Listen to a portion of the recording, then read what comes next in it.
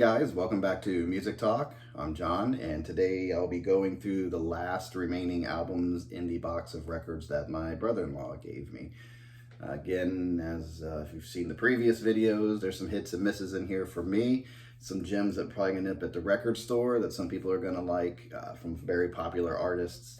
So we'll see how that goes. Today, I would like to start off with, and this is something I'm trying to stay a little more consistent with, is recommending an album each episode.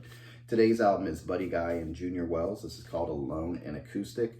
I think originally it came out on CD, and now it's finally being released on vinyl, and it sounds really good on vinyl. This is a great album. These two guys have known each other for a long time at this point, and it's a stripped down, basic blues album. They got rid of all the electronic instruments and went acoustic. Buddy Guy it says here that he played 6-string and 12-string, and Junior Wells was vocals and harmonica. So it's like listening to two old friends just getting together and having a good time and really playing well. So I definitely recommend this album if you're into some nice blues, trying to get familiar with blues. This is a good album to start with or put on for pretty much any occasion as far as I'm concerned. So if you ever see this, I would definitely suggest it. Here's your back cover. This guy's hanging out there. So Buddy Guy and Junior Wells, Alone and Acoustic. As far as the records go that were in the box, here we go. If you're into Barbra Streisand, here you go. It's this one's called Superman. This was released in 1977, and it's considered a pop album. There's one single off of here, My Heart Belongs to Me, and Barbara does a cover of Billy Joel's New York State of Mind. I listened to it knowing pretty much what the results were going to be, but I give albums a shot because you just never know. This sounded like she was trying to rock out a little bit. From the way I see her or heard of her, she wasn't really a rock star, so maybe she was adding some guitar and things like that from her success with A Star Is Born, because I believe this was the follow-up album for that. So again, it's great talent, obviously, great actress, great voice, just not my thing. But somebody should be happy with it because the record's in good shape. I put it back in the sleeve because, again, this was put in there, but this one was put in there without be going into the sleeve. And this one was saved a little bit because it was between the sleeve, and then you have a booklet here with all the lyrics on it and some little pictures of Barbara. So the record's in good shape, and I think because of that, it probably didn't take too much scratching or rubbing up against surfaces. This next artist is another one. I knew her big time in the 80s. She Works Hard for the Money. Everybody knew that song. This is Donna Summer, but it's called Once Upon a Time. It came out in 1977, and it's a disco album, so that's where it kind of loses me. She has an amazing voice. You can't deny it.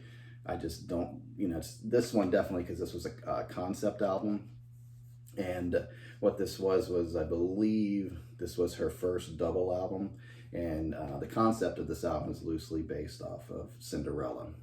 So there were some singles off of this. They were I Love You, Fairy Tale High, Once Upon a Time, and Rumor Has It. So it's in good shape. The album's in good shape. It has a whole thing there where she's doing her thing and the lyrics to the main title. So this is probably one definitely one I'll be moving on, but it's in good shape. So hopefully somebody who's a fan of hers will find it and enjoy it, I hope. That's what the fun of it is. So the next one here is Live and More. It's Donna Summer again. It is her first live album. It was released in 1978. It's considered disco, soul, adult, contemporary. She does a version of MacArthur Park, which it seems like everybody in this area of time, 77, 78, somewhere in there, was doing that song. It was obviously a very popular song. I don't get the song. Maybe it's just from a time that I don't understand, but I know a lot of people that do like this song that grew up in the 60s, 70s, kind of like your baby boomer generation liked MacArthur Park. So I don't know. So she had another single off of this, Heaven Knows, and she does covers of, The Way We Were by Streisand, and it has her hits on here. Love to Love You Baby, which is a big disco hit, and Last Dance. So that song, when you hear it, you can't miss that one. It's at every wedding and every wedding. So there was one song I did like on here out of the whole double album. Yeah, it was a double.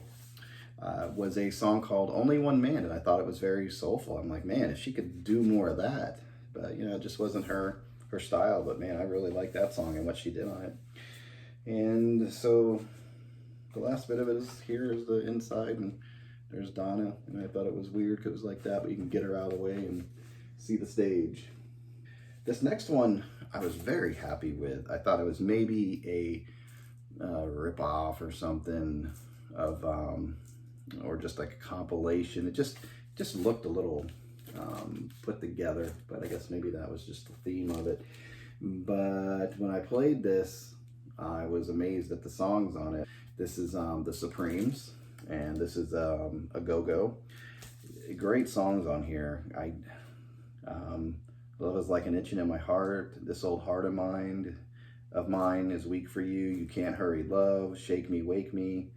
Baby, I need your loving. They do These Boots Were Made for Walking. What was the other one? Money, That's What I Want. And Hang On Sloopy's on here.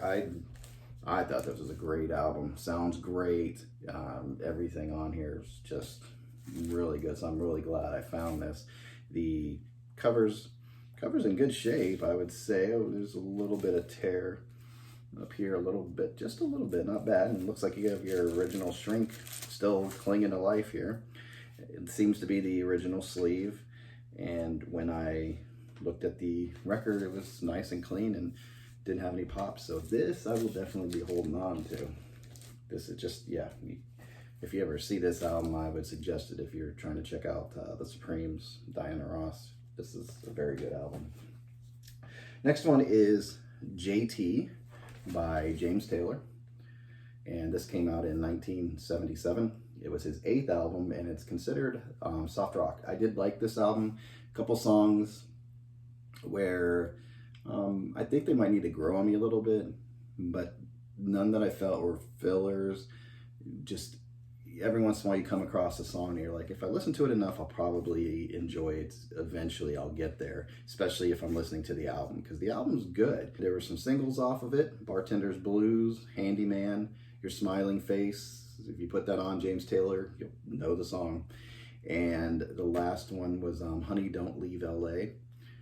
And there's some, you can definitely hear some Carly Simon vocals on this. In fact, there's a song towards the end of the album where Carly's singing on her own without James, so she's definitely on there. As far as the songs on this album, I liked Your Smiling Face, Handyman, which is a Jim Jones song, Terra Nova, that song I liked a lot, and Traffic Jam. It's kind of silly but cool. So this is a good album. Another Gray Morning also stuck out on this. It's about a woman with depression. He mentions a baby in the song, so I don't know if she's going through like postpartum depression or anything like that, but it's a nice touching song about, him realizing what she's going through. So I don't know if it's true to life or where he came up with that, but very, very good song. And there's a song on here called Bartender's Blues. It's a country song, and James is definitely channeling his inner George Jones, because to me it sounded, the phrasing and all that sounded like George Jones. I will definitely be holding on to it. There's a couple, it's a gatefold. You can see all the guys playing here. It has a little bit of, we've lost a little bit here on the bottom, but a little bit of glue and that'll be fine. The album's in good shape and the sleeve's in good shape, so that'll be a keeper. Might be my first James Taylor in the collection. This next one is, say it's disco. It was, I believe, a French group, and to me it has a world, I guess that's the name for it, world music sound, where it's East meets West, and it might have a disco flair to it, but you have a lot of acoustic instruments in here, a lot of percussion. It's mostly instrumental. You do have some vocals here and there. But it's called Voyage, by Voyage. The next one, there's a couple more here. This one's great. I'm gonna give it a listen, but I obviously have a copy of this album after the Gold Rush by Neil Young. Goes right there with Harvest as far as classic Neil Young goes. Your songs on here are After the Gold Rush, Only Love Can Break Your Heart, Southern Man, and Cripple Creek Ferry, I think. But there's not a bad song on this album. You have Neil hanging out there. You have Neil's blue jeans, I'm assuming, there. And then you have Neil just kind of hanging out. Who knows what he was thinking at the time. This one is Dr. Chivago. And this came out in 1965, I believe.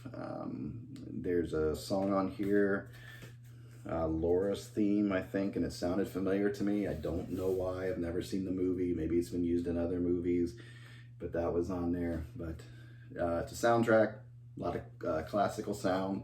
The music's nice and pleasant, but it's not for me.